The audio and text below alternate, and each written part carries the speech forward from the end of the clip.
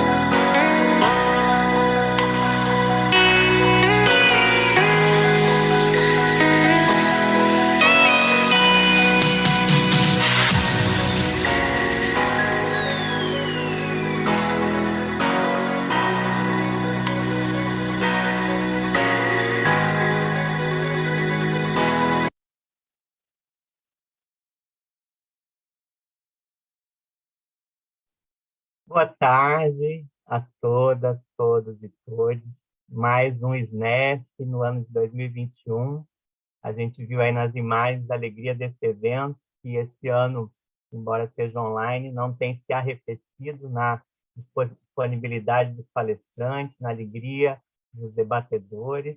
E hoje estamos aqui para mais uma palestra, cujo título é Questões de Gênero e Equidade Racial, com o professor Alan Alves Brito.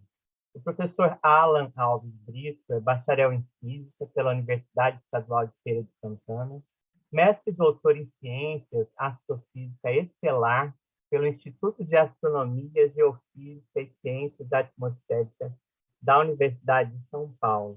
Atualmente é professor adjunto no Instituto de Física da Universidade Federal do Rio Grande do Sul, é membro da União Astronômica Internacional, Sociedade Brasileira para o Progresso da Ciência, Sociedade Astronômica Brasileira, Sociedade Brasileira de Física e Associação Brasileira de Pesquisadores e Pesquisadoras Negros e Negras. Foi eleito em 2014 membro correspondente da Academia de Ciências da Bahia. Integra os grupos de trabalho para questões de gênero e equidade racial da Sociedade Brasileira de Física. Fiquem todos aí com a fala do professor Alan, e eu sou Alice Pagan, estaria aqui na mediação dessa atividade. Boa tarde. Professor Alan. Boa tarde a todas e todos. Quero agradecer o convite da SBF, né, e da organização do SNEF para estar aqui. Também quero agradecer a apresentação da professora Alice Pagan e também a companhia de todas e todas que estão aqui conosco nessa tarde para pensarmos as questões étnico-raciais nessa edição do SNEF, que é uma edição, assim, né, como todos os SNEFs, um momento muito oportuno para a gente poder pensar e refletir questões tão estruturais, né, para a educação em ciências, para o ensino de física, particularmente. Estou muito feliz de estar aqui com todas e todos. Eu vou marcar o meu tempo e já vou partilhar a minha apresentação, e aí a gente já começa a conversar. Eu acredito que vocês já estejam vendo, né, a minha tela.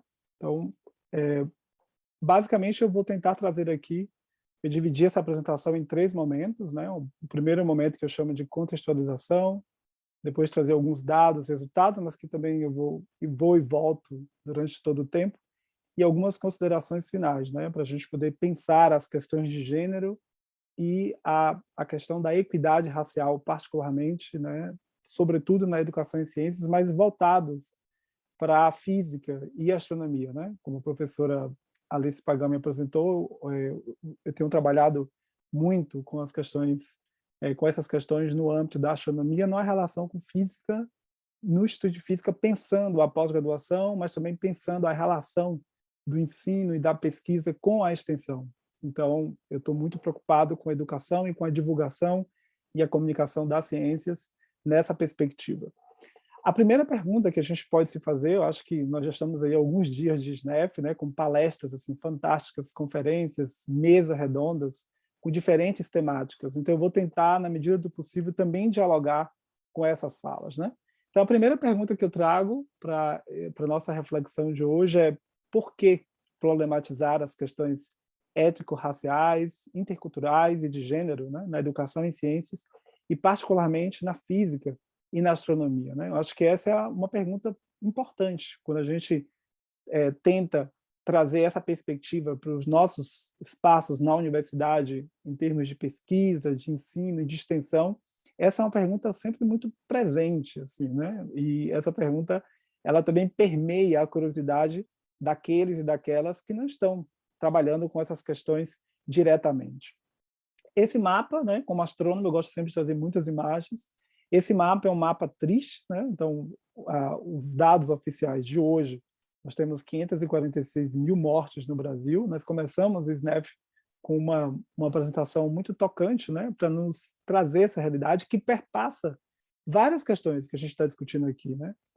Essa crise, esse momento que a gente está vivendo, não é apenas um momento de uma área específica da ciência, mas de todas as áreas, né? É uma crise sanitária global que tem ali braços políticos, econômicos, sociais, culturais. Mas no caso particular das questões de gênero, de raça, esse número também ele traz uma outra dimensão. Não são apenas números, né? Mas são vidas, e vidas de pessoas, sobretudo negras, numa lógica de uma necropolítica, né? Então, essa palavra é uma palavra que também tem nos acompanhado muito nos últimos meses, mas para os indígenas, para as pessoas LGBT no Brasil, essa palavra ela tem tido outros sinônimos, né? Então a gente está falando do genocídio negro, do genocídio desses corpos que têm estado à margem, né?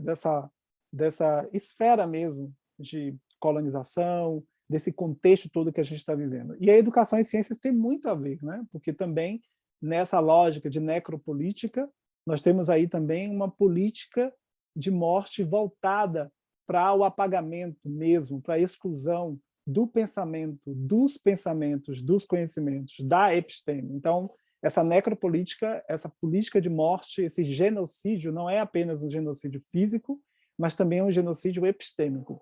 E aí que nos toca, né? A educação em ciências ela precisa cada vez mais pensar os seus tratados teóricos, os seus aportes metodológicos, epistemológicos nessa perspectiva.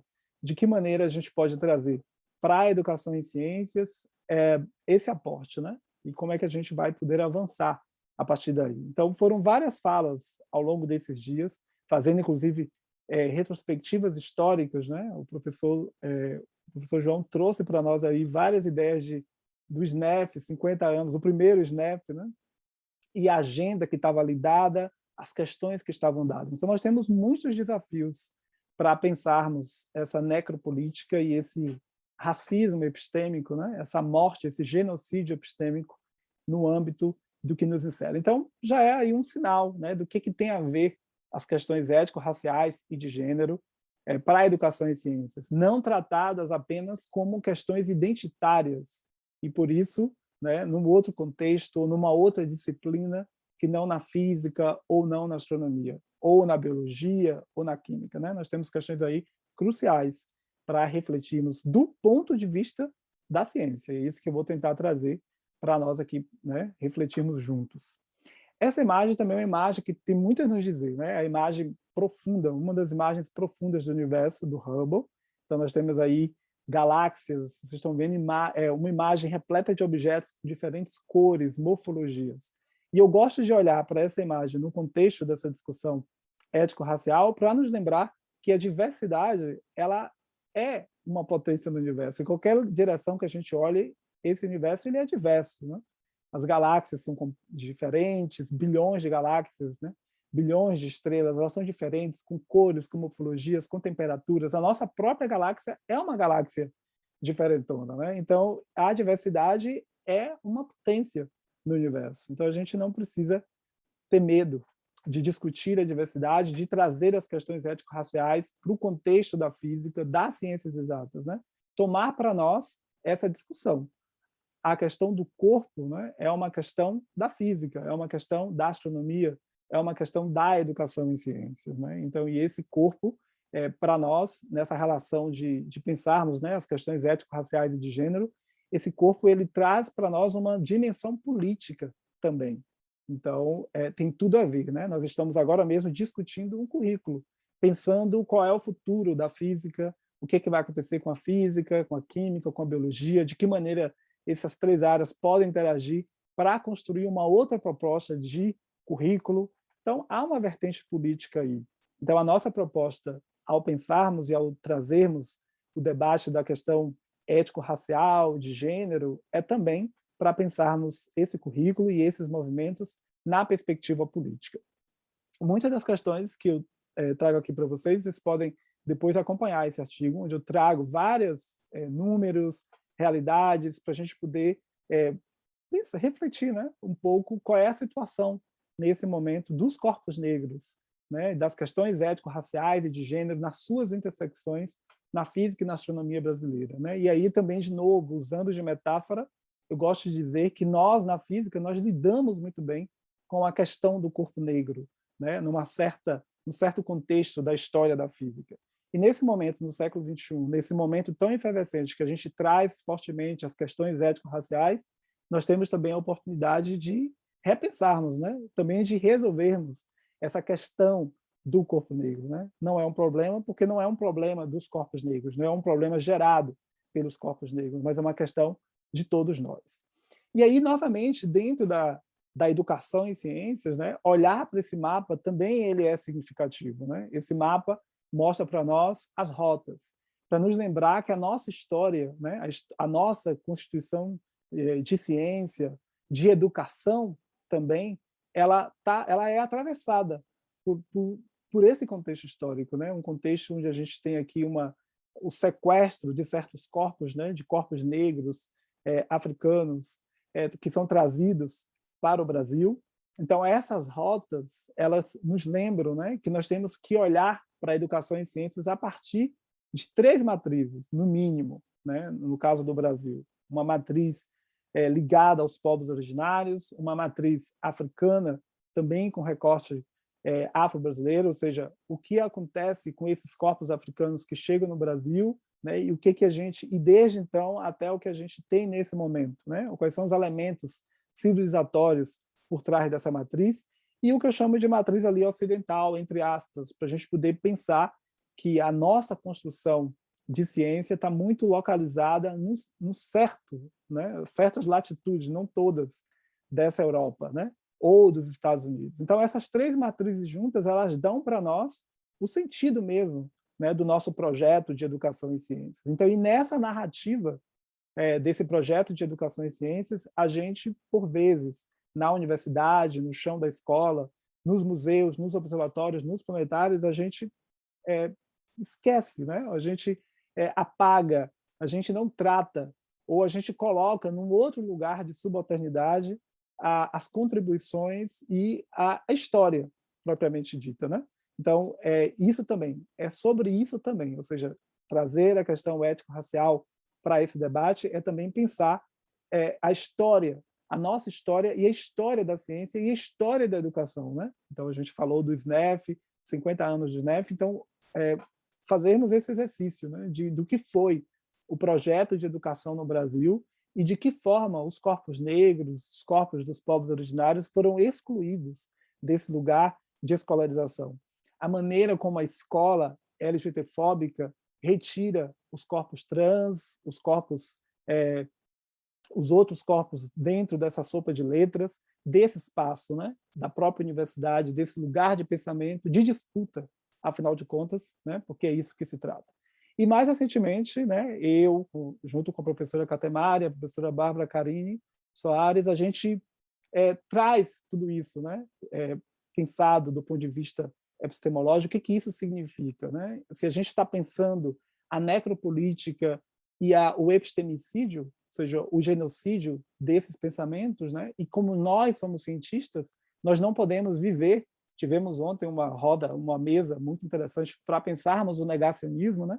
Então, o racismo como estrutura, todas essas fobias que a gente experimenta, né, em relação aos corpos LGBT, QI+, a todo esse processo que a gente também trata, né, os povos originários, tudo isso está dentro de uma lógica também de negação. Então, como cientistas, nós precisamos enfrentar essa realidade, ou seja, a gente precisa, de fato, assumir, né, que a gente vive numa estrutura racista e que a educação em ciências ela precisa se posicionar cada vez mais, ela precisa se repensar para nos ajudar a desconstruir essa lógica, né, essa educação tão sedimentada e tão baseada no discurso da ciência. Então, nesse artigo, a gente traz aí vários elementos para pensarmos de como esses corpos foram colocados sempre no lugar de pós-verdade, sempre no lugar de negação, desinstituindo esses corpos de pensamento, né? Então, isso faz parte desse epistemicídio, mas, sobretudo, também nos ajudar a pensar o papel do racismo científico como uma pseudociência.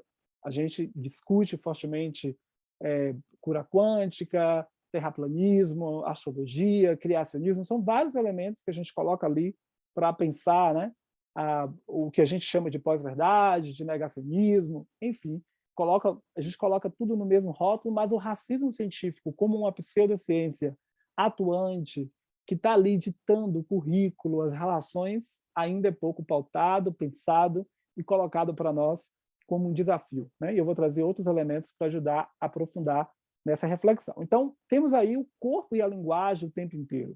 Então, trazer para a física, para a astronomia, corpo, a questão do corpo. O corpo é uma questão nossa, ou seja, pensar as questões étnico-raciais e de gênero não é apenas uma questão das humanas, né? E nós, no outro lugar de não humanidade ou desumanas, né? Quando a gente quer, na verdade, humanizar a física, humanizar a astronomia, trazer a vertente forte de que nós, de fato, fazemos, né, ciências, e as ciências é um empreendimento coletivo, humano, que não só faz parte da cultura, como também é cultura.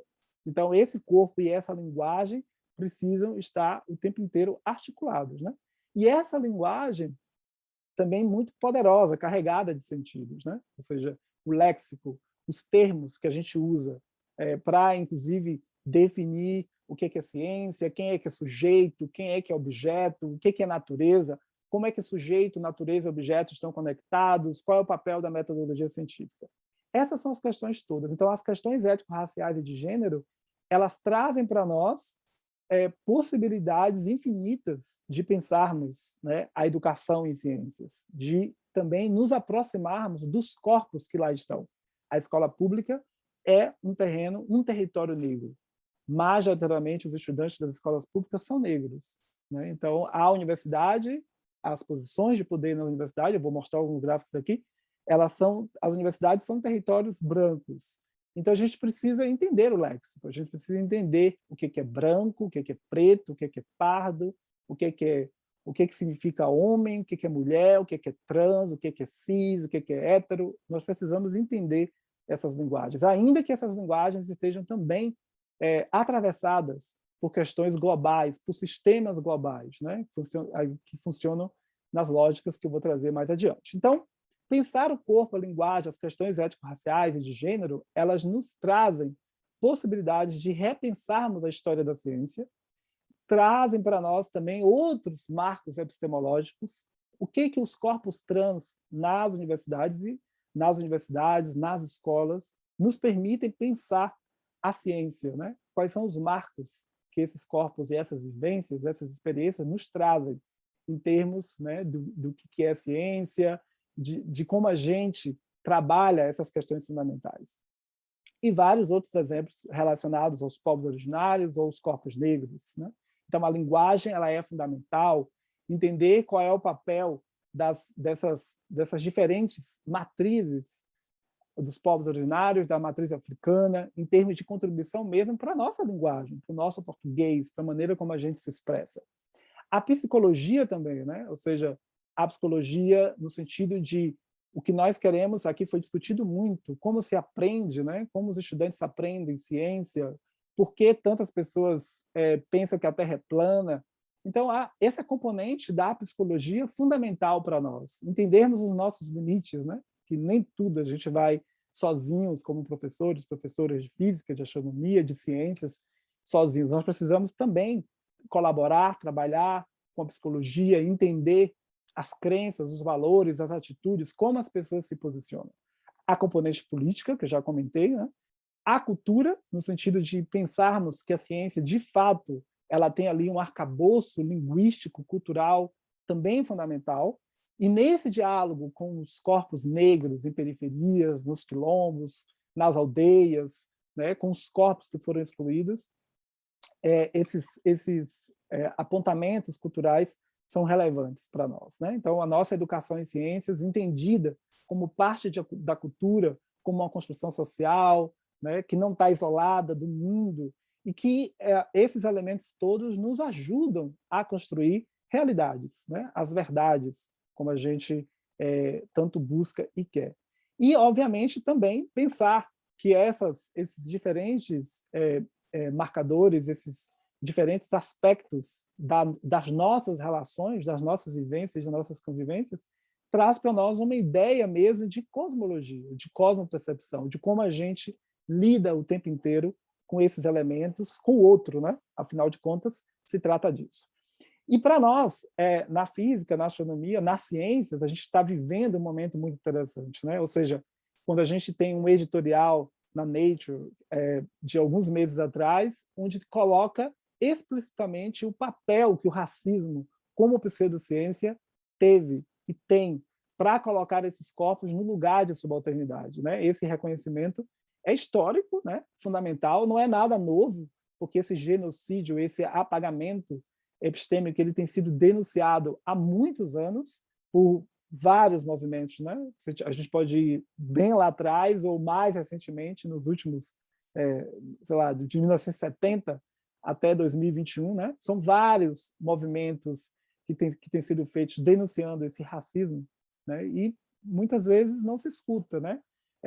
Também com base num projeto maior de democracia, de um mito da democracia racial, que todo ele ali validado pelo discurso científico. Então, de fato, nós estamos vivendo um momento interessante, né? E a educação em ciências ela tem esse papel fundamental de poder nos ajudar em sociedade, né? a nos repensar mesmo, criticamente, exercitando o tempo inteiro o pensamento. Então, não se trata de negar a ciência moderna e contemporânea, não se trata de relativizar a ciência, como eu escuto muito, né? Mas, de fato, de sermos críticos, de entendermos que a ciência é dinâmica, que ela muda no tempo e no espaço, né? Mas que ela também pode contribuir no sentido de reforçar alguns estereótipos, quando não pensada criticamente, né? Ou seja, as pessoas que fazem a ciência. Então, para nós aqui, pensar as questões étnico-raciais e de gênero é pensar os sistemas globais, o colonialismo, o capitalismo, o patriarcado, entender que essas intersecções estão dadas. Não dá para a gente pensar simplesmente porque as pessoas deixam de aprender ou porque a situação de certa escola é A ou B, com base apenas num marcador social classe, por exemplo, né? Então, para nós, as questões raciais elas são marcadores ainda anteriores. E esse marcador de raça, obviamente, ele está conectado com outros marcadores, né? Etnia, raça, muito conectado com classe, com gênero, e com outros marcadores que vão ali se interseccionando. Ainda que a gente olhe para essas relações a partir de sistemas globais como o colonialismo, o capitalismo, o patriarcado, ainda que a gente trabalhe o tempo inteiro com lógicas que são ali muito bem determinadas dentro dessa estrutura do que a gente chama, né, de projeto de modernidade, de um projeto contemporâneo, são essas caixinhas, né, são esses marcadores que vão nos colocando em diferentes lugares, que vão determinando a existência ou a maneira como certas escolas se movem ou são tratadas, né? Ou seja, as escolas públicas como territórios negros. Então, para nós também é importante trabalharmos dentro dessas lógicas para exatamente entendermos, né? Então, precisamos conhecer esses marcadores nos diferentes espaços onde nós estamos, né? E mais do que isso, entender nessa discussão o que significa branquitude, negritude, né? Esses termos. E como é que essa branquitude e essa negritude se relaciona com esses sistemas mais globais que estão ali por trás o tempo inteiro da ciência, né? A ciência ela está atrelada o tempo inteiro a esses sistemas globais, né? Então a gente precisa, dentro da educação em ciências, né? Dentro do que a gente propõe ao pensar a existência dos corpos negros, né? Dos corpos dissidentes dentro da lógica das questões de gênero, retirar, romper com essa máscara do silenciamento, né? Uma máscara que está aí presente o tempo inteiro na história da educação em ciência. Então, por isso também que o olhar, a lente da decolonialidade não é a única, mas também é uma lente interessante para a gente olhar para esse projeto de modernidade, de entendermos qual é o papel da colonialidade, mas, sobretudo, como o sistema escravocrata, como que o sistema de escravidão está diretamente relacionado a esses projetos, né? E aí, obviamente, a gente precisa construir uma outra lógica de ser, de saber e entender as relações de poder. É disso que se trata. Então, humanizar a ciência é olhar para cada um desses elementos numa outra perspectiva mesmo, né? Então, a perspectiva decolonial é uma delas, mas não é a única, né? Mas é muito importante que a gente rompa com tudo isso. Então, observem os vários elementos que pensar as questões étnico-raciais e de gênero nos colocam. São vários desafios. Então, não são apenas questões identitárias, que já é bastante coisa, né? Mas sobretudo, são marcos mesmo civilizatórios e também maneiras outras de pensarmos as nossas práticas, os nossos fazeres, né, da ciência e como a gente comunica a ciência e como a gente segue nessa dinâmica de transformação que a ciência também nos coloca, né? Então, essa decolonialidade, ela nos permite pensar quem é que é visto, quem é que tem o privilégio de ver, né? Quem é que está fora realmente dessas estruturas, quem é que pensa para existir. Acho que são essas questões, né? E mais do que nunca, entendermos que essa educação para as relações étnico-raciais, ela acontece na relação. Então, não é só pensar ou estudar de um jeito exótico ou de um jeito meio no fetiche, né? Comunidades quilombolas, ou os corpos negros, ou os corpos originários, ou das pessoas trans. Não, mas é entender também essa relação, né? Se colocar nessa relação, entender o que significa ser branco, o que significa ser branca, assumir a branquitude, assumir a negritude, entendendo as relações, onde estou, qual é o meu papel, qual é a minha posição. Então, a educação em ciências, na perspectiva étnico-racial de gênero, ela também nos oferece essa possibilidade, né? E, além de tudo, não dá para a gente discutir as questões étnico-raciais somente numa área, num campo, numa disciplina específica. A gente precisa ampliar, né? Vocês viram, são vários elementos que estão ali, são várias questões. Então, a gente precisa ampliar. Mais do que nunca, as questões étnico-raciais e de gênero, elas são interdisciplinares. Elas ultrapassam essas fronteiras de de uma caixinha só do conhecimento. Portanto, nesse momento que a gente está vivendo, de repensarmos, inclusive, a maneira como a gente trabalha as ciências, né? As ciências da natureza, eu penso também que é aí uma potência interessante para a gente poder seguir discutindo, né? Essas questões de maneira realmente conversando com um colega do lado, né? E aí, numa estrutura maior, mais ampla, as questões do racismo, ou seja, qual é o papel da educação? Qual é o papel da educação em ciências? E como é que a educação em ciências nos ajuda, como parte de um projeto cultural, científico de país, como é que ela nos ajuda a romper as estruturas? O racismo estrutural no Brasil, um racismo institucional, porque a gente sabe como as instituições funcionam, e, sobretudo, o racismo subjetivo. Mas, mais do que isso, né, a gente fala muito no racismo estrutural, mas no caso da educação em ciências e no caso das ciências, o racismo simbólico, a maneira como a gente constrói o imaginário social brasileiro para pensarmos os corpos negros e os corpos originários, ou as pessoas do Nordeste, por exemplo, as pessoas com sotaque.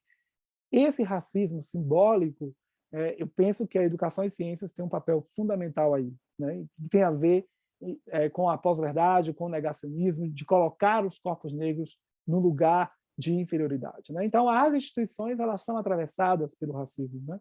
os espaços decisórios são brancos, masculinos, quase não há reação aos casos de racismo. Muitas vezes, quando a gente tenta discutir, colocar isso nos nossos espaços, na universidade, ou os professores na educação básica, né, as pessoas são tidas como loucas ou como ativistas no lugar do pejorativo, né, não o ativismo no lugar do pensamento. Né? Os movimentos sociais são movimentos educadores. Né? Então, é um lugar de pensamento, de episteme, pensarmos a questão da reserva de vagas, frequentemente fraudadas, toda a dificuldade que a gente tem em discutir as ações afirmativas na graduação, na pós-graduação, para pensarmos os servidores. E a reformulação curricular também nessa perspectiva. Então, a educação em ciências tem muito a contribuir. Né? Se a ciência nos ajuda a pensar o mundo criticamente, né? A viver a vida com pensamento, como a Hannah Arendt nos conclama, né? Eu acho que esse é o momento ideal para construirmos um outro jeito de pensarmos a nossa educação em ciências. E também lembrarmos, né, de que o nosso país, além de ser um país racista estruturalmente, é um país que mata as mulheres por ser quem são, que mata as pessoas LGBTI, né? Então, assim, um país que é uma máquina de morte. E a educação em ciências também tem que nos ajudar nesse sentido, né? A educação em ciências na escola, trazendo as mulheres, as pessoas LGBTs, as questões de gênero, trazendo as questões raciais, tem muito a contribuir, né? No sentido da gente realmente construir um outro processo de educação. Então, a educação básica, a pergunta fundamental dessas questões todas, né, para a educação básica é qual projeto de país queremos construir, né? A gente tem discutido muito aqui, nesses dias todos, a questão estrutural do ensino, né, que está dada aí por muito tempo, né? Mas qual é o projeto que a gente quer construir? E, mais importante para esse momento que a gente está vivendo, de que maneira nós vamos construir essa educação em ciências a partir de uma outra lente, né? Levando em conta as questões raciais, nos racializando, finalmente, entendendo que, desde sempre, a ciência ela foi racializada. Né? A ciência não é neutra, ela tem ali um lado, um viés muito bem determinado. Então, todas essas questões têm sido discutidas e pensadas em termos de ensino, de pesquisa e de extensão. Então, esse projeto, a Cotirene Quilombo Ciência, foi um projeto que criei e idealizei junto com a Yamorô, a da esquerda, e com a Yashodan, a da direita, na imagem. A gente construiu esse projeto para pensarmos de que maneira a gente poderia trabalhar o diálogo entre física, astronomia, química, biologia no território quilombola.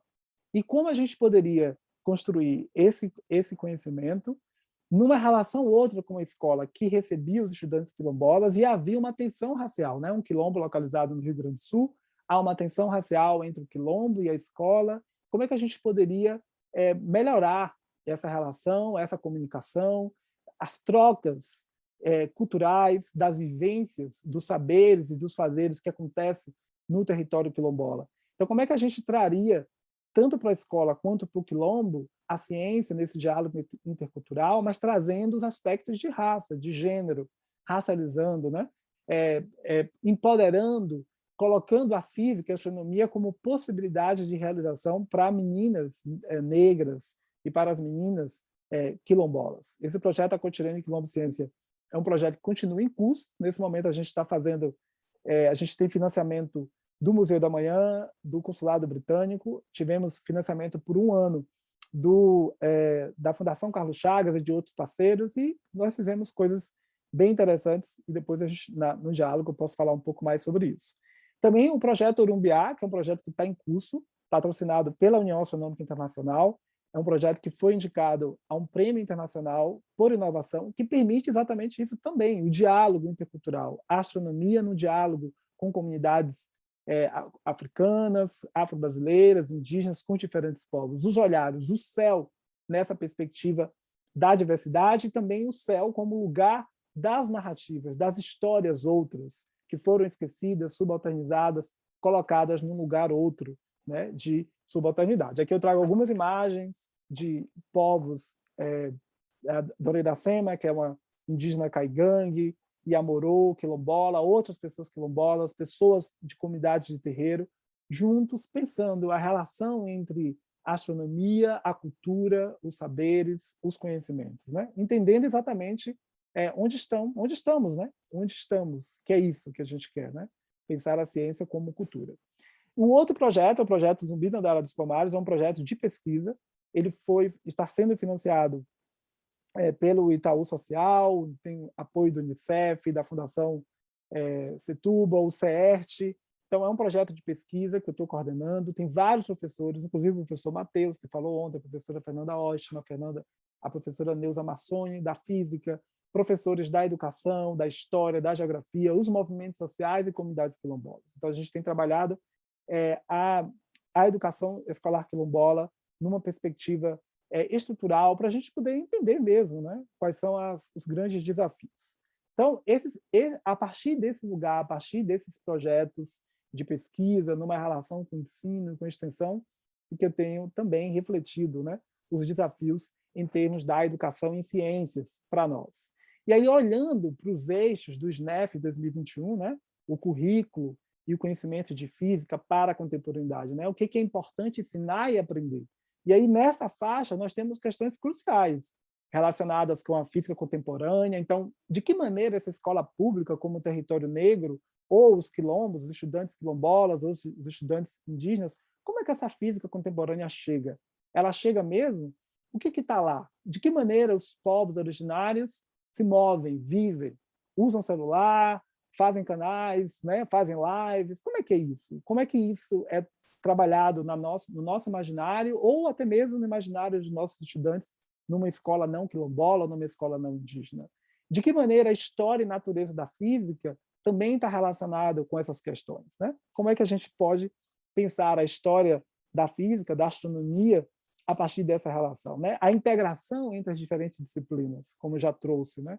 Não dá para pensar os corpos negros só olhando para a física. Eu vou precisar olhar para a história, para a sociologia, para a antropologia, para a arte, para a cultura, né? Então, esse diálogo ele é rápido, ele é imediato.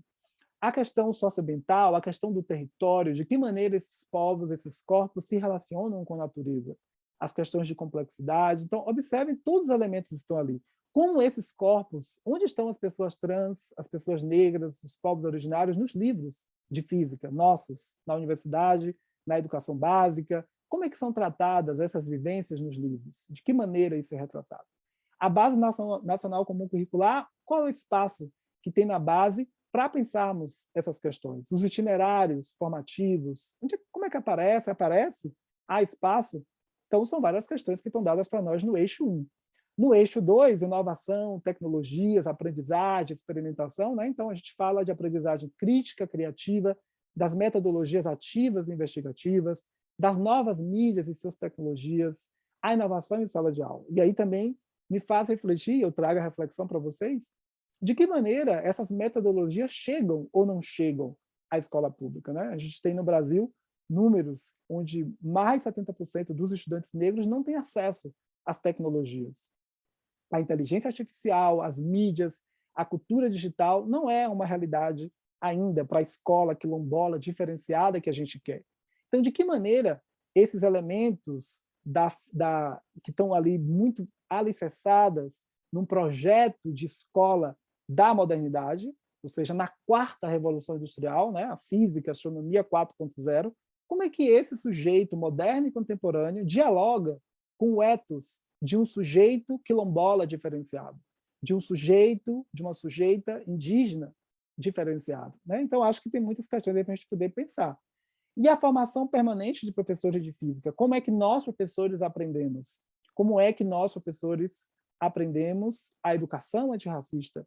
Como é que nós, professores, aprendemos a educação antissexista? Como é que nós, professores, poderemos colocar em prática as diretrizes curriculares que prevêem, né, essas questões nos nossos currículos?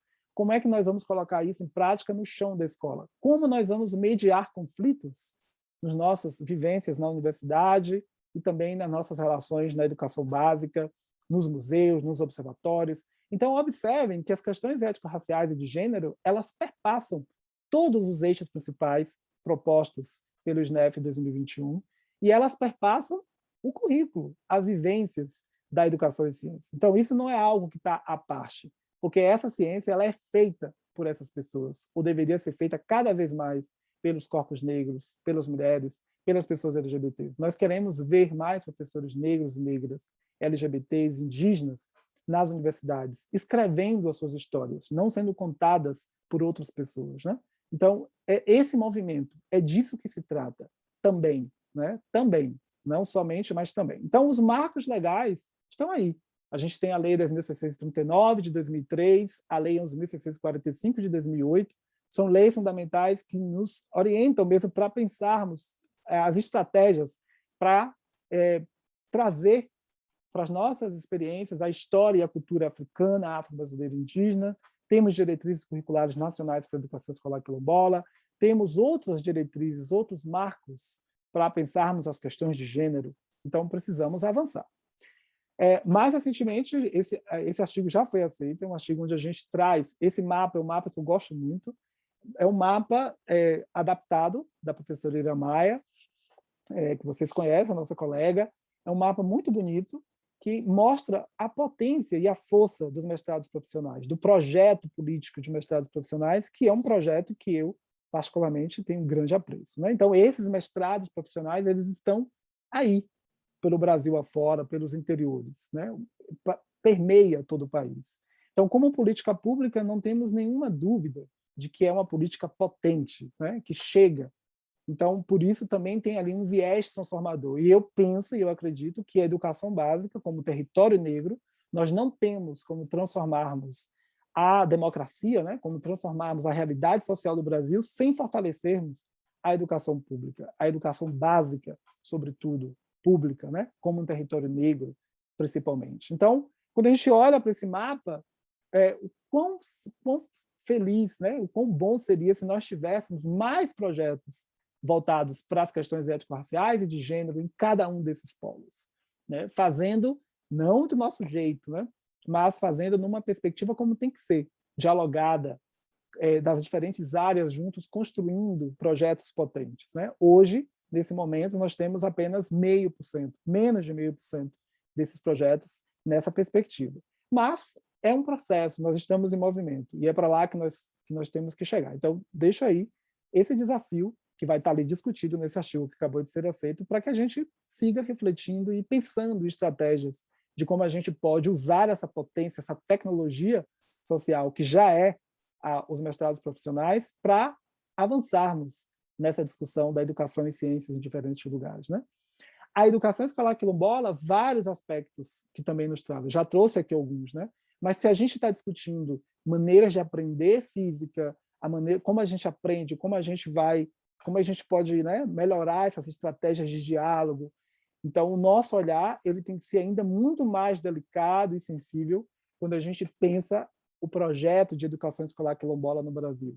Então, nesse artigo eu trago várias discussões, é um artigo ensaístico, então sinta-se à vontade para ler, criticar, né? Então, ali tem várias questões para a gente poder pensar os desafios para o ensino de física e de astronomia, pensando essa educação escolar quilombola nessa tensão do ethos do quilombola, da pessoa quilombola, que surge como sujeito político a partir de 1988 com a Constituição, né? Nesse tensionamento, né? Sempre existiu, mas dentro da nossa lógica de Constituição e de organização, passa a ser reconhecido como sujeito político a partir da Constituição Federal de 88. Então, esses projetos de educação também precisam ter olhares sensíveis, né? E a educação em ciências, lembrando que essa educação em ciências, historicamente, ela retira potência desses corpos, né? Então, tudo isso são as cosmologias racializadas, né? Então, logo vai sair um artigo onde eu falo um pouco mais, trago um pouco mais dessas questões, dessas cosmologias racializadas, outros artigos já saíram, convido a todos a lerem, né? E a criticarem e a refletirem, e a gente vai seguir dialogando. Mas como a gente pode construir na nossa educação em ciências, sobretudo na física, caminhos outros, né? De pensarmos essas questões, de aprofundarmos essa questão, né? De como a gente pode tratar a nossa teoria, a nossa epistemologia, as nossas metodologias, dando esse viés étnico, racial e de gênero, né?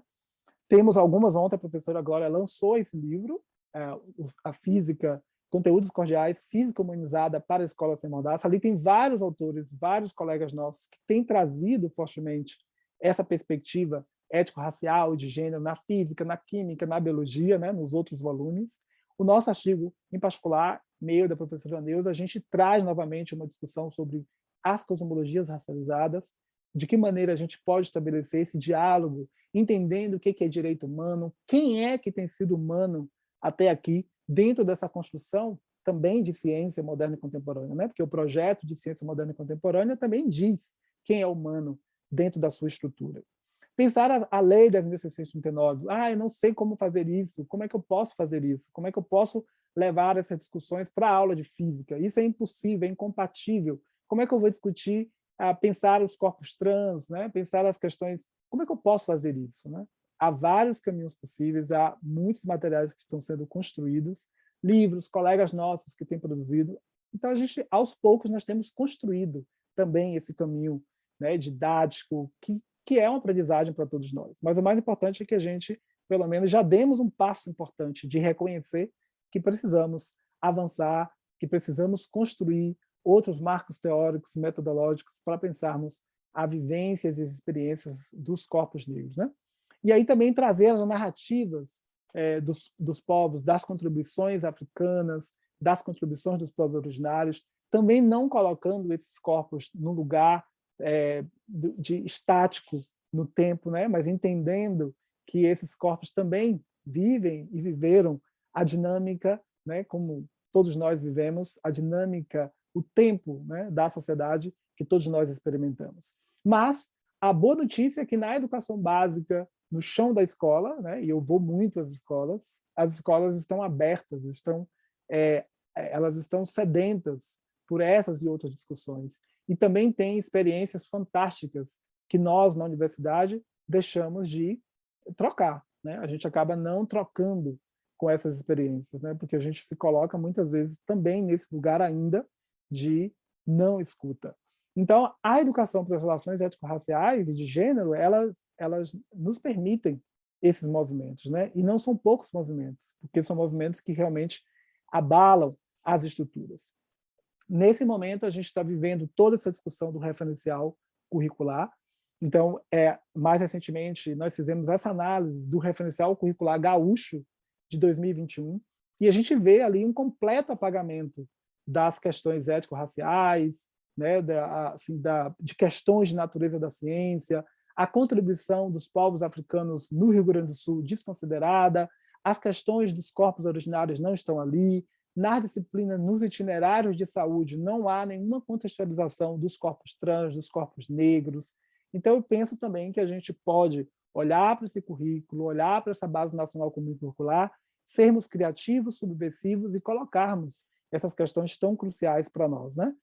Senão a gente vai seguir construindo fatos, produzindo fatos racistas, né, para a ciência, né? E isso a gente não quer mais, a gente não quer mais seguir aí. O que a gente precisa é construir, de fato, outras formas de comunicação, construir outras subjetividades de comunicação científica para pensarmos essa educação, né?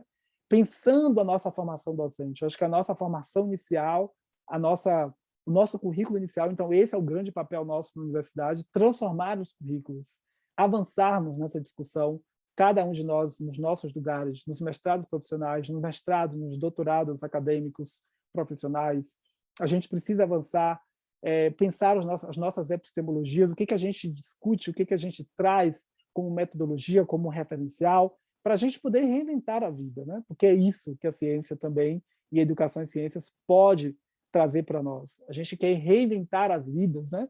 E reinventar as vidas nesse momento tão crítico que a gente está vivendo, meio a tantas mortes, né? É o que a gente pode mais fazer de revolucionário, né? Sobretudo pensando os corpos negros e os corpos indígenas, né? Nesse momento tão cruel que a gente está vivendo,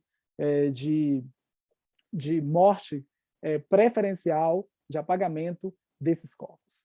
E aí uma outra questão fundamental para essa discussão, né, que assim, para a gente poder refletir depois, é também pensarmos, aí dentro desse projeto que eu também desenvolvo no Brasil, com outros colegas, onde a gente tenta trazer para o âmbito da União Astronômica Internacional, a discussão da língua, a maneira como a gente está conectado, e eu sei que também a física tem um movimento, começa um movimento interessante, né, com os países de língua portuguesa, mas também pensarmos não só o fato de que a língua portuguesa nos une, né, e que é um elemento importante de união, da gente poder discutir física, astronomia, ali usando o mesmo aparato cultural, ou seja, a língua portuguesa, a língua, enfim, a língua brasileira, né, mas também não deixarmos de refletir as lógicas que estão por trás disso, né? O que nos une de verdade não é simplesmente a poesia ou a beleza da língua portuguesa, mas também as lógicas coloniais, né? Na maneira como a gente até enxerga cada um, né? Como a gente olha para esses diferentes países. Então, as ciências, principalmente as ciências exatas e da natureza, elas têm sido desenhadas o tempo inteiro, né? Eu já falei isso uns milhões de vezes, mas a gente tem que repetir outros milhões de vezes, né? Elas têm sido desenhadas pelo pensamento das pessoas brancas, majoritariamente homens, heterossexuais, cisgêneros, bem-nascidos do norte e sul global, na lógica de pensamento ocidental, né? E ocidental entre aspas. Então, a gente precisa olhar para esse dado com muito cuidado, né? E esse dado é um dado mesmo, né? Não é achismo, né? Mas todas as estatísticas, os números das academias de ciência, da Sociedade Brasileira de Física, da Sociedade Astronômica Brasileira, todos esses números, não importa se eu estou na Bahia, na Academia de Ciências da Bahia, sendo a Bahia um estado majoritariamente negro, predominantemente pessoas brancas na Academia de Ciências, né? Então, esse é um dado, é uma verdade inconveniente, né? E a gente não pode utilizar das lógicas negacionistas. A gente precisa dar conta de tudo isso aí, né? Dentro dessa lógica, né? E isso não é negar a ciência, né? Olhar para esses gráficos a partir desse dado que a gente também conseguiu, né, com o estudo de 2020 no âmbito da Sociedade Brasileira de Física, quando a gente mostra que as pessoas negras, como as mulheres, embora entrem na graduação, elas vão desaparecendo ao longo do percurso. Então, isso também nos permite pensar as estratégias de permanência, de acesso e permanência dos corpos negros. Também é um dever nosso, na física, na astronomia, na computação, na matemática, na química, nesses lugares onde, historicamente, esses corpos não estão. É o nosso papel, o nosso dever, é parte da luta antirracista também pensarmos as estratégias. E as estratégias consistem em fortalecer também a educação básica, quando a gente pensar numa metodologia ativa ou numa tecnologia, pensar também qual é o acesso que esses corpos e essas pessoas têm ou não têm a essas tecnologias. Quando a gente pensar nos diferentes maneiras de se medir os índices de maneira homogênea, né? Também pensar de que maneira a gente pode, em colaboração com outros colegas, olhar para esses dados, né? Trazendo esses outros elementos que muitas vezes estão camuflados, mas estão ali presentes, ditando o tempo inteiro esses diferentes lugares, né, de posicionamento. E aí está esse mapa, né? Então isso vale para o Brasil, vale para a África, vale para essa relação nossa dentro dessa lusofonia, porque nós queremos mudar esse gráfico. A gente quer, de fato, que a universidade também altere, né, a sua cara. A gente precisa, num país que é majoritariamente negro, a gente precisa de mais pessoas negras nas universidades. A gente não Professor, pode 10 mais... minutinhos, tá? Perfeito. A gente não pode mais naturalizar, né, essa realidade. Então, na universidade, na pós-graduação, a gente quer romper essa lógica. Então, as questões étnico-raciais e de gênero nas ciências, elas trazem para nós um conjunto de políticas, de perguntas, de desafios, né? Então, por isso que eu digo que é muito mais, não é só uma questão ativista ou identitária, como algumas pessoas pensam, ou às vezes nos colocam, até mesmo como uma estratégia de colocar a discussão, de reduzir o debate a uma questão menor, quando não se trata de uma questão menor, mas de uma questão estrutural e essencial para a transformação, né? Então, seriam as ciências exatas ações afirmativas para homens brancos? É isso que traz para nós, né, as questões étnico-raciais de gênero, né? E aí homens heterossexuais, cis, né? Olhando essa imagem, também a gente quer mudar isso, né? Cada vez mais. Queremos mais mulheres, né? E aí tem alguns estudos também interessantes sobre os diferentes contextos culturais que eu posso comentar depois, né? Em outros em outros países. As barreiras e as dificuldades que estão dadas para as mulheres em termos de assédio sexual, a questão da maternidade, do salário, vários desafios que estão colocados para as mulheres, e aí, obviamente, as mulheres, né, e aí as mulheres também, nessa discussão de gênero, quem são essas mulheres? Né? Porque, por muito tempo, a gente discute as questões de gênero, as mulheres na ciência, como sendo as mulheres hegemônicas, as mulheres brancas, as mulheres cis ou as mulheres heterossexuais. Né? Então, a gente precisa aí também mudar a nossa lógica de pensamento, porque a gente entende que a ciência ela é diversa, ela precisa ser diversa, porque a diversidade ela é interessante, ela é potente, né? A gente precisa de representatividade. Aqui também convido vocês a ler esse artigo que acabou de sair, trazendo a história da Cecília Penha, que é uma história incrível para a história da ciência, né? Mas a gente quase não fala nela, ou a gente não sabe da história, e as dificuldades que ela passou com grandes nomes da ciência, né? Inclusive da própria astrofísica, por ser mulher, né? E ter deixado uma contribuição tão significativa para a história da astronomia, ou o apagamento de pessoas negras. Eu trago aqui esse exemplo para ilustrar do Cheikh Anta Diop, que é um dos grandes pensadores epistemólogos do século XX, negro, né? E que traz contribuições incríveis, que trabalhou, inclusive, com a família Curie. Né? Então, assim, histórias da ciência que a gente precisa também recuperar, não só histórias do passado, mas também as histórias presentes, né? E também dá uma outra discussão sobre a questão de quem são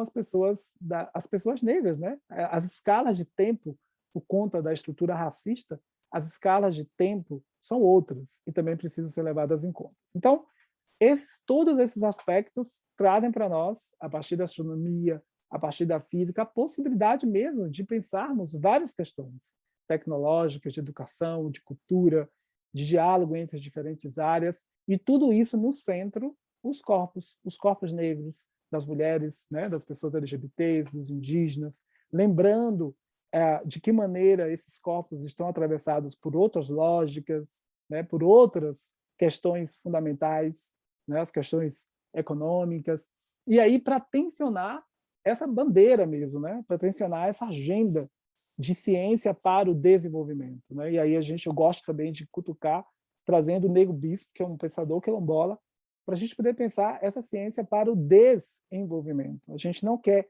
uma ciência que desenvolva, a gente quer uma ciência que envolva as pessoas.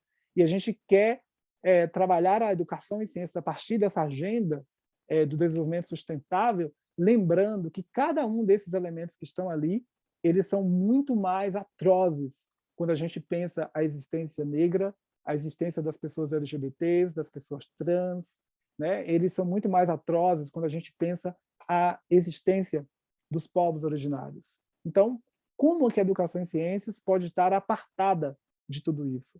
Como é que as questões étnico-raciais e de gênero são apenas questões identitárias de algumas pessoas? Não.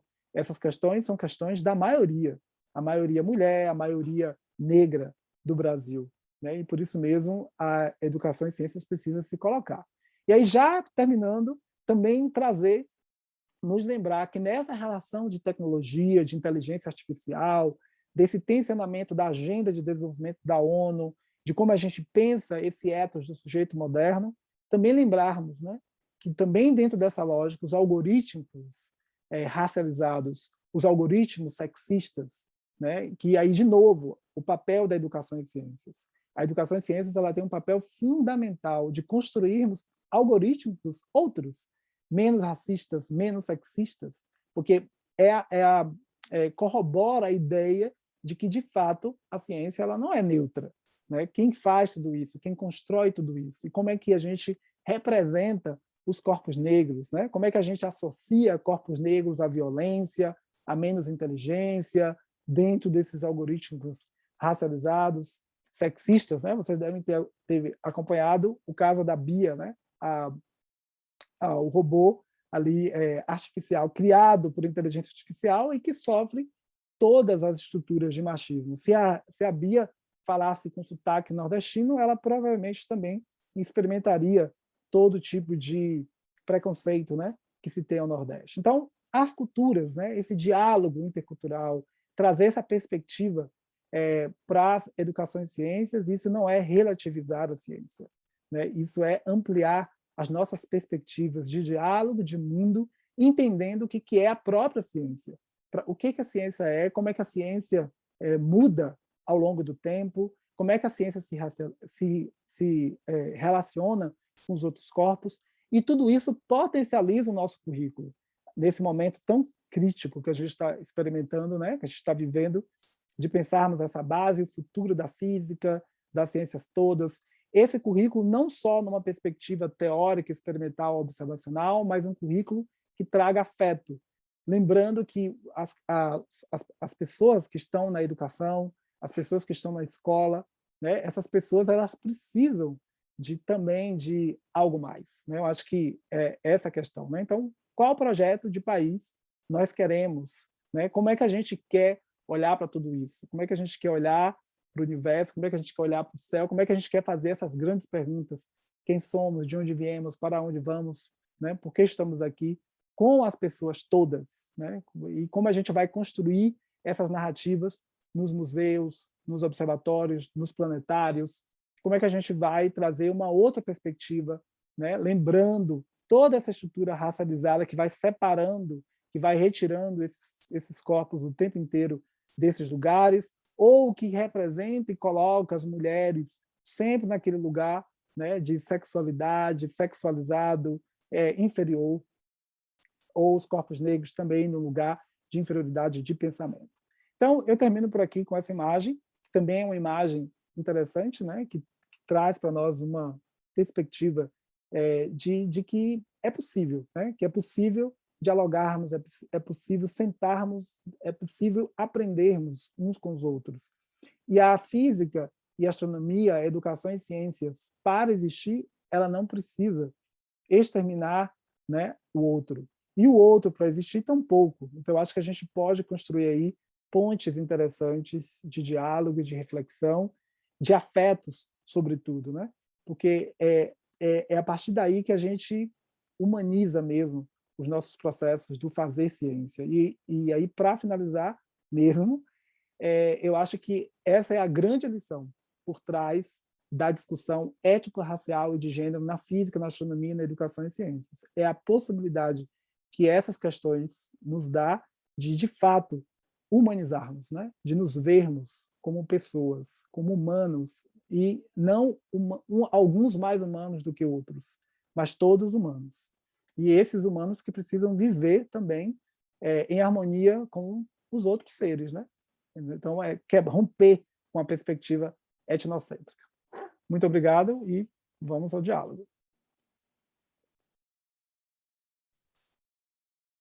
Muito obrigada, professor Alan. Palestra empolgante, que delícia de ouvir.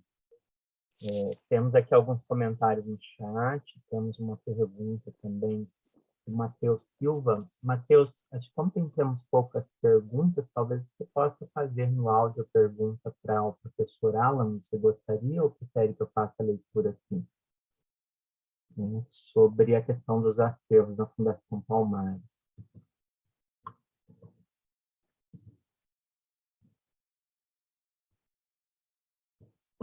O microfone do Matheus está aberto, gente?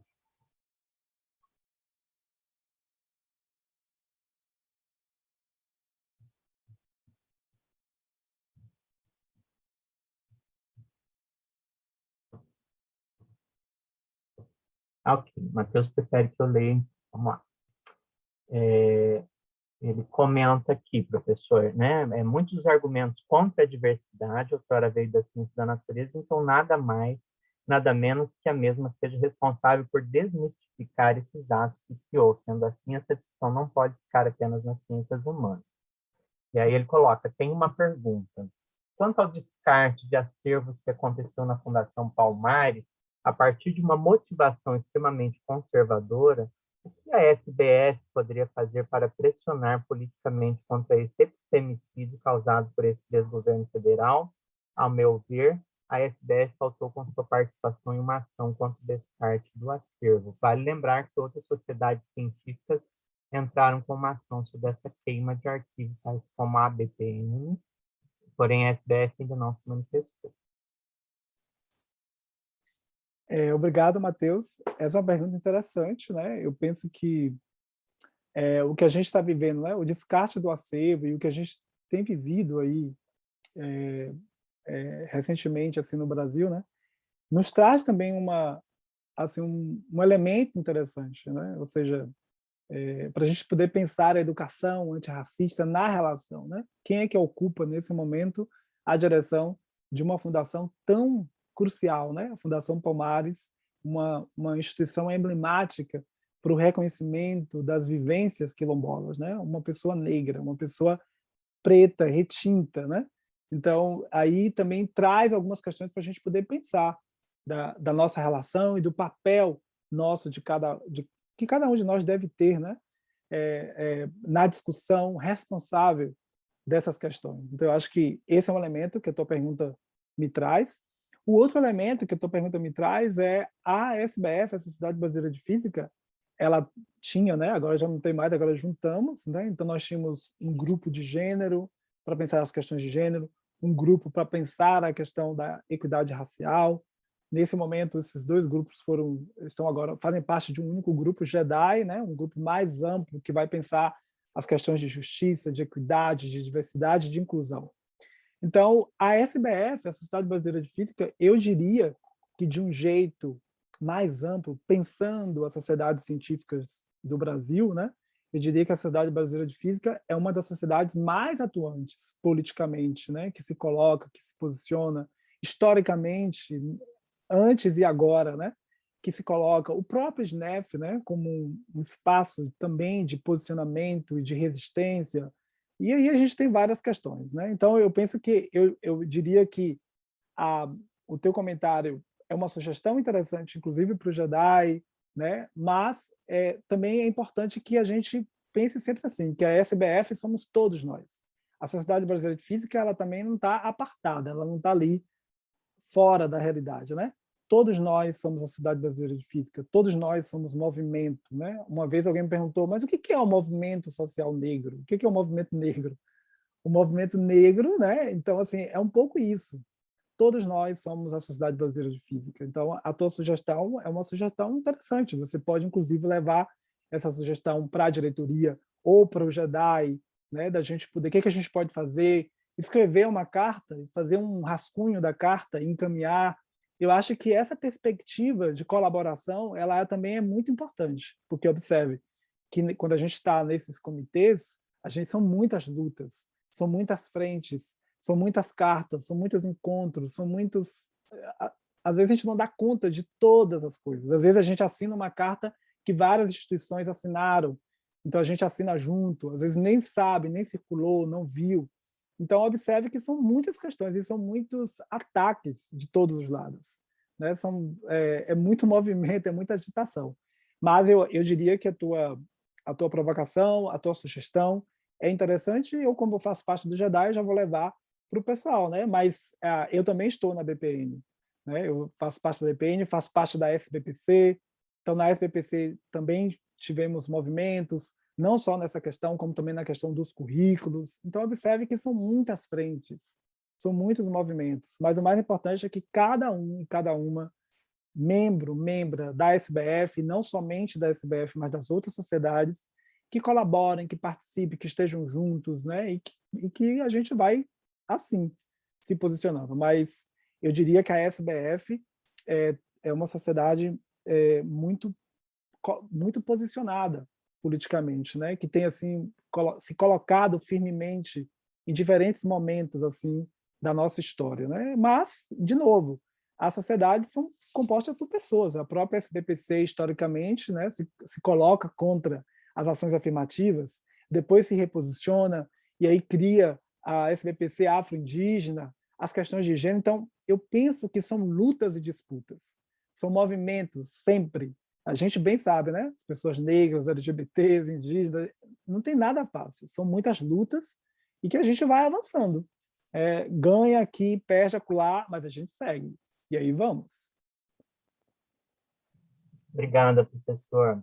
A professora Glória sugere que uma moção para o SNEF deve ter sido colocada por Matheus, que Armando Gil também concorda, tá? Além disso, Evelyn Lamayara coloca: muito obrigada, professor Alan, tenho tanto a aprender ainda, parabéns pelo trabalho, realmente concordo com ela. Tem um comentário aqui de João Alves: estou aqui te escutando em total ressonância com a sua fala, concordo, a ciência da criação humana precisa ser olhada nessa perspectiva que leva em consideração outras cosmovisões afro-indígenas. Recentemente assisti Maria Amélia dos Santos Castro, essa quilombola guerreira que, apesar desse sofrimento subvindo da violência contra os corpos negros, da ancestralidade, da territorialidade, foi emocionante. A ciência precisa chegar perto, criticamente visando visibilizar a população negra, somos todos capazes. Parabéns, quero conhecer os seus projetos. Quer comentar um pouquinho esse comentário, professor? Não, só agradecer mesmo, assim, né? Eu acho que assim, temos muito assim o que fazer, né? Eu acho que é um caminho. Eu vejo, quando eu comecei a trabalhar com as comunidades quilombolas alguns anos atrás, não se falava tanto, né? Então eu percebo que agora tem muito mais revistas científicas interessadas em trazer as questões étnico-raciais, né? Eu percebo que tem muitos dossiês agora pedindo artigos. Eu gosto sempre de lembrar um evento em relação ao artigo do Cheikh Anta Diop, né? Quando eu enviei esse artigo junto com a professora Andréa Guerra, que é uma historiadora de ciência de mão cheia, né? na nossa comunidade, com o professor Rivaí, que é um africanista, um colega meu aqui da URGS, e a professora Neuza Massoni, que trabalha com epistemologia, né? Então, um artigo muito rico, muito bem elaborado, do ponto de vista histórico, epistemológico, né? Sem nenhuma modéstia, mas esse artigo ele chegou na revista e voltou assim, nem foi para a revisão, com o argumento de que aquele artigo não chegava, não dialogava com a sala de aula, né? Era um artigo mais voltado para as questões históricas, filosóficas, epistemológicas, sendo que na revista outros artigos também tratavam, né, da epistemologia, de outras epistemologias. Então, para mim ficou uma interrogação, o que aquilo significava, né? E aí nós mandamos para a revista da BPN, o artigo saiu, então vocês podem ler depois. Esse artigo foi um dos que eu mostrei aqui, mas eu acho assim que tudo isso, o próprio posicionamento da Nature, né, num editorial assim muito forte, não só a Nature, mas outras revistas importantes também têm se colocado sobre as questões raciais. Então eu percebo que é um movimento interessante que a gente está vivendo, que a gente está experimentando, onde as pessoas estão começando a se dar conta, porque é isso, né?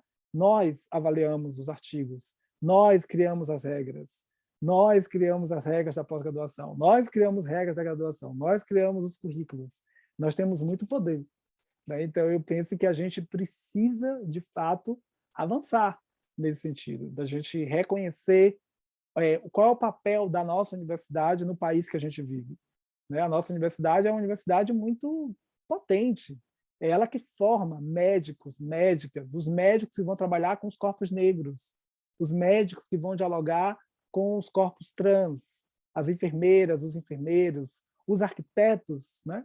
Então, essas formações, elas precisam estar racializadas, elas precisam pensar as questões de gênero, né? E quando eu digo elas precisam estar racializadas, elas precisam se ver como raça, né? E entender esse lugar.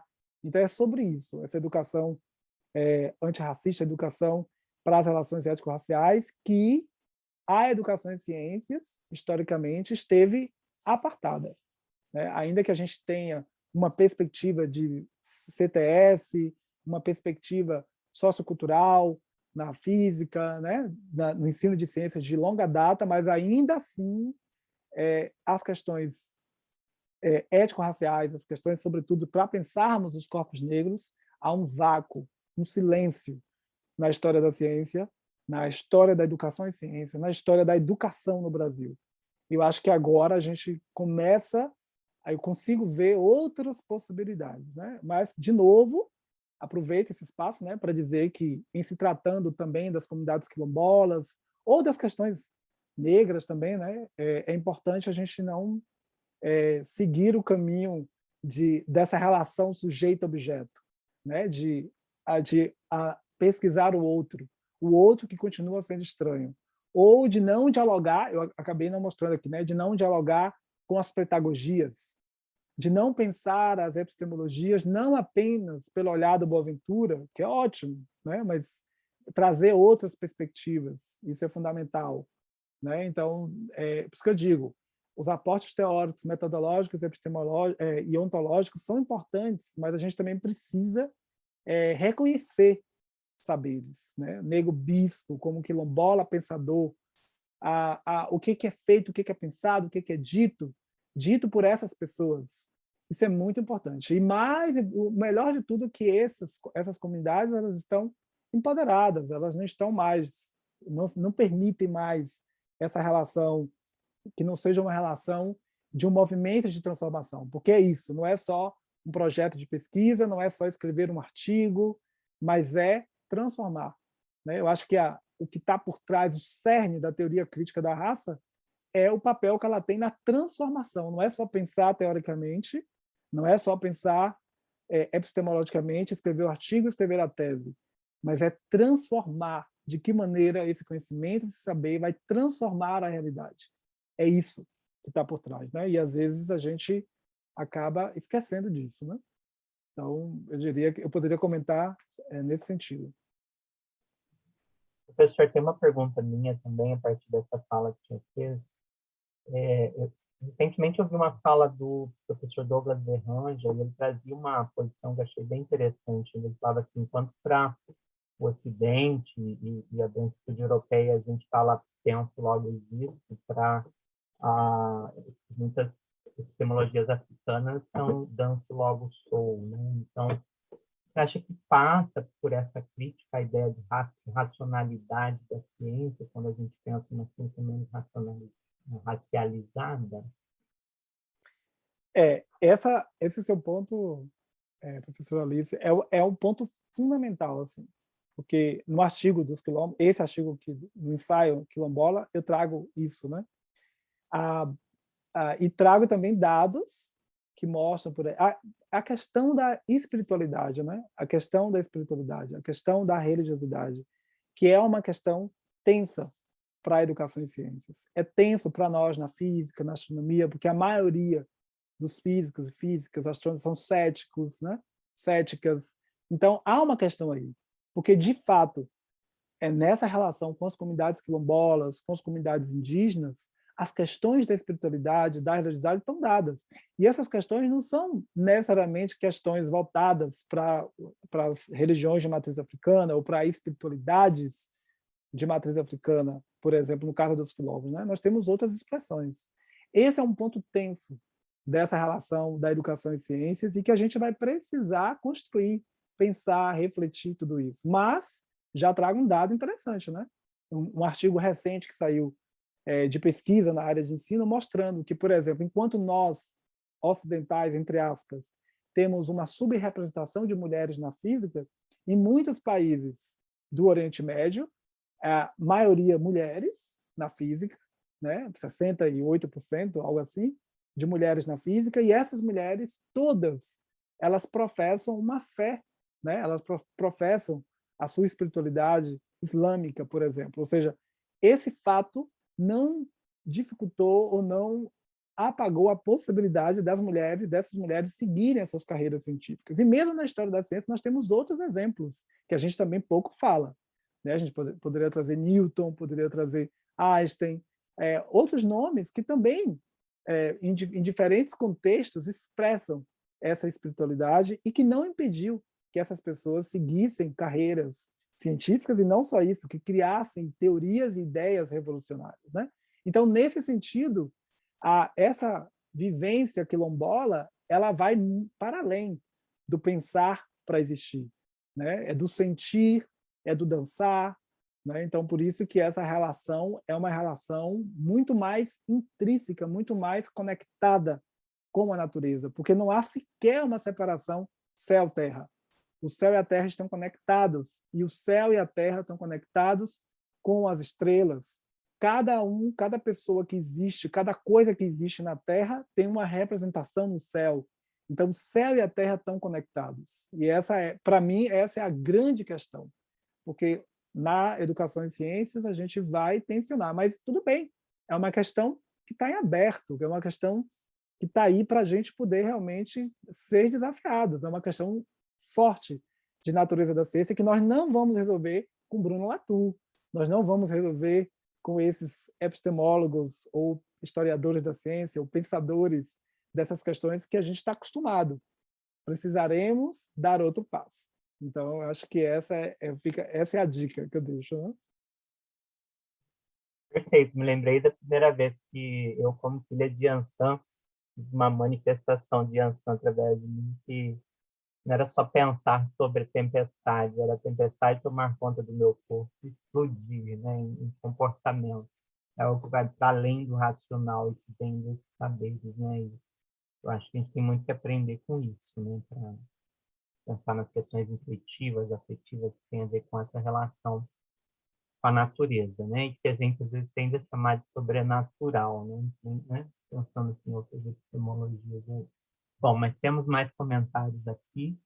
O Matheus Silva também fala, né, a diferença entre as doutoras brancas e negras, que foi mais de meio século, uma diferença temporal entre a primeira doutora branca e a primeira doutora negra em física, né? Sonja Schauer e Sônia Guimarães, é mais ou menos meio século, ou seja, né, muito grande, enfim. Temos comentários que Matheus também reconhece o espaço que a SBS tem conquistado, tem muita coisa posicionada. Graciela coloca, professor Alan, diante da fragilidade das conquistas educacionais na política e pensando nos processos de democratização, como você enxerga a formação de professores como uma forma de fortalecimento dessas conquistas? Como podemos pensar essa formação? Pode responder essa? Vamos Essa lá. pergunta aí é uma pergunta fantástica, né? A pergunta que está aí, o grande desafio, né? Eu acho que, primeira coisa, nós, na universidade, a gente precisa repensar mesmo a formação inicial, né? Tivemos aí grandes chances, tivemos as diretrizes curriculares de 2015, que nos deu a possibilidade, nós fizemos isso na URGS, de olharmos para o nosso currículo da licenciatura, pensando uma identidade, trazendo as questões ético-raciais. Essa formação inicial é crucial. A gente, logo em seguida, vê as diretrizes de 2019, que já muda um pouco o cenário. Temos aí essa questão da base, né? Aí uma grande discussão, mas eu penso que nós não poderemos abrir mão, nós não vamos dar um passo atrás. Né? E isso não é uma discussão só nossa da física, mas como um entendimento de país. Né? Nós não podemos dar um passo atrás. As sociedades científicas, todos nós, precisamos garantir que essa formação inicial dos professores, especificamente na questão étnico-racial, de gênero, ela aconteça. E ela aconteça para fazer valer as leis, né? Para fazer valer os marcos que a gente precisa construir como país daqui para frente. Senão, a gente vai seguir vivendo o presente permeado de passado, e que a gente já sabe que não dá certo. Né? Então, a formação de professores é crucial. Para mim, é crucial. A formação inicial, a formação continuada. Né? E eu, pelo menos desde que eu entrei na URGS em 2014, eu estou nesse movimento, preocupado com a formação inicial, com a formação continuada. E também não é só pensar as questões, como eu já disse, assim, a formação inicial, o fortalecimento dessa escola, só nessa perspectiva, né, de relação. Não, para mim, fortalecer a educação escolar quilombola é também garantir que essa educação tenha acesso às tecnologias, à inteligência artificial, que a internet chegue nos quilombos, nas aldeias, que esses estudantes saibam escrever, ler, né? Que cheguem os livros. Nós queremos que esse sujeito quilombola diferenciado esteja inserido na modernidade. Né? Eu acho que isso também é importante, que a física moderna, contemporânea, chegue nas escolas públicas, que tenham professores de física. Né? E que, nesse momento que a gente está lutando contra a corrente, né? Que a gente tenha professores de física, que a gente aumente a quantidade de professores, que os professores... Mas a gente sabe que por trás de tudo isso tem coisas mais dinâmicas, mais estruturais, né? Como o plano de carreira dos professores. Nós, ontem na mesa, a gente viu que o projeto dos institutos federais é o projeto que dá certo. Então, por que a gente não avança para esse projeto? Né? O que nos impede que isso aconteça? Então, eu acho que a formação de professores é crucial, mas o salário dos professores, a estrutura das escolas, o plano de carreira dos professores também é crucial, é urgente. Enquanto isso não chega, eu penso que nós, na universidade, teremos que não acabar com a física, mas a gente também não vai poder seguir sem dialogar. A física precisa dialogar com a astronomia, ela precisa já falo astronomia, que está ali pertinho, que já tem um grande desafio para nós. A física precisa dialogar com a biologia, com a química. Nós precisamos construir essa formação inicial de um outro jeito. Não que a gente vá assumir, nunca vou concordar com isso. Nós temos que manter as nossas disciplinas, mas precisamos criar estratégias de dialogar mais, de dar uma formação mais dialogada, dar uma formação para os estudantes de um pé no chão, da comunidade, das escolas. Então, o PIBID, o programa Residência Pedagógica, de maneira subversiva, porque o próprio projeto da residência pedagógica já foi uma questão, né? Então, eu acho que são caminhos aí para a gente seguir tensionando, mas é lutas e disputas. Assim, não é algo que está dado, mas não há mal que dure para sempre também, né? Eu penso que não há mal que dure para sempre, a gente vai seguir aí tensionando, de maneira coletiva. Tem que estar junto. Nesse caminho, né, de tensionar, vem a pergunta da Cristina Mariana aqui, e eu acho que pode ser a última diante do tempo que a gente tem, e aí, se você quiser também já fazer suas considerações finais, professor, ela coloca aqui, eu fico pensando se esse currículo indicado pela BNCC dá espaço real para trabalhar com conteúdo da cultura afro e indígena. Não dá. Pelo menos o referencial curricular gaúcho, esse artigo que a gente publicou, esse ensaio, eu, a Neuza e o professor Alexander, vocês podem dar uma lida depois, para o caso do Rio Grande do Sul, que a gente olhou com cuidado, eu olhei, a pedido, inclusive, da SEDUC, da Secretaria de Educação, eles me pediram para olhar, eu olhei e fiquei assustado. Não há espaço, assim, não tem, né?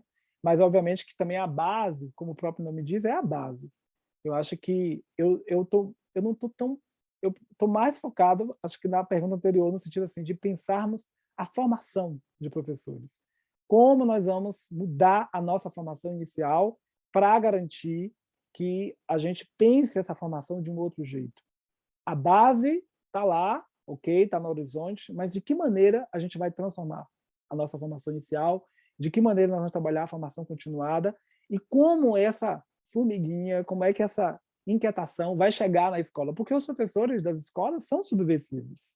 As professoras e os professores são subversivos, já estão acostumados a serem. Então, aqueles e aquelas comprometidos com a educação antirracista vão fazer, mas são aqueles de sempre. Então, por isso que os mestrados profissionais, aquele polo de mestrados profissionais, pautando as questões étnico-raciais e de gênero, é tão potente. Por isso que as universidades, movendo as estruturas, criando vagas para professores para pensar essas questões, criando disciplinas, reformulando projetos de extensão, projetos de pesquisa, mostrando, cutucando, mexendo no planetário, mexe na narrativa do planetário, mostra o céu afro-indígena, discute essas questões, pauta, traz as comunidades para falarem. Eu acho que é um movimento assim amplo, não é um movimento único, é um movimento amplo e duradouro. A gente vai ter que seguir fazendo isso por muito tempo, né? Mas eu acho que a gente está começando. Eu consigo ver aí uns movimentos. É importante que a gente se mantenha, né, e leve. Mas espaço não tem mesmo, não tem. Mesmo os itinerários, eu olhei cada um dos itinerários. Não tem espaço. É uma visão empreendedora, é uma visão que não tem ali o corpo da mulher, não tem os corpos negros, não tem os corpos trans, está falando de saúde, mas essa saúde é de quem? Né? Então, assim, onde estão os saberes, os fazeres desses corpos, dos povos? A astronomia que está ali é uma astronomia altamente europeia. Né? Então, eu acho que, por isso que é importante a gente falar, fazer cursos, seminários, palestras, a gente vai falando, vai escrevendo livros. Também é importante que a gente escreva livros, né? A gente fala muito de livros, mas nós precisamos também, na universidade, criar mais livros, produzir materiais. A gente precisa estar junto com a escola. A escola pública, ela está sozinha, praticamente, né? Então, a gente precisa se aproximar mais. Claro que as universidades têm feito um trabalho incrível de aproximação, tem projetos belíssimos, mas eu digo como estrutura. A gente precisa estar mais próximos assim, da escola pública, né? Maravilha, Bom, professor. Gratidão pela fala, pela palestra tão linda. muito inspiradora, né, toda a discussão que o senhor traz. Em nome da coordenação do SNEF, agradeço também a todas e todos que acompanharam essa fala do professor Alan. E, considerando, né, o tempo, a gente vai encerrando por aqui. Se o professor Alan quiser fazer as suas últimas considerações, a gente já encaminha o encerramento.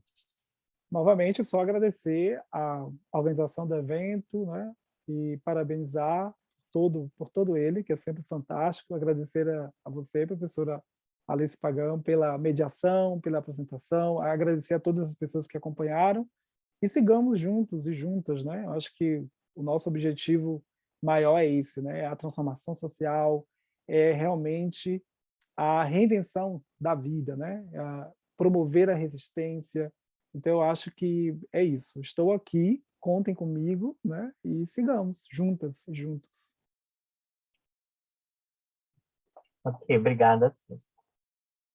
Parabéns. Obrigado.